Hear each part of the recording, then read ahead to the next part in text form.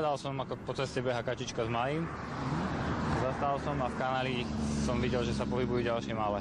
6 mláďat spadlo do hlbokého kanála krytého mrežou. Ich mama sa k ním nevedela dostať a pobehovala po rušnej ceste. Všimol si ju okolo idúci vodič, ktorý neváhal zavolať hasičov.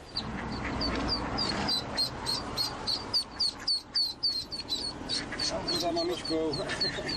Moje, aké si rýchle.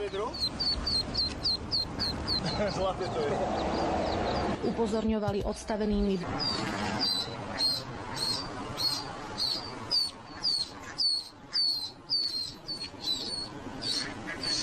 Za mamičkou. Moje, aké si rýchle.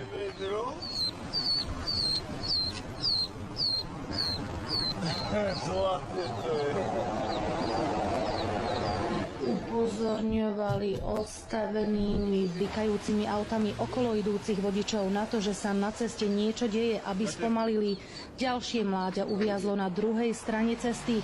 Hasiči liezli do kanála popri autách, ktoré cestou prechádzali. V premávke si tak museli dávať pozor aj sami na seba.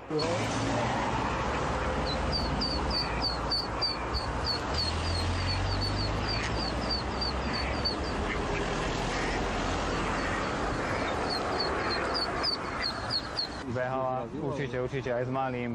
Zo 3-krát by ich tu už bolo zrazilo. Kačacia rodina prešla z Hrona cez 2 dvojprúdovky plné aut. Hasiči ich naložili do vaku a odviezli späť k vode. Všetky sa bezpečne vrátili tam, odkiaľ sa vybrali na výlet. Oni pôjdu za ňou.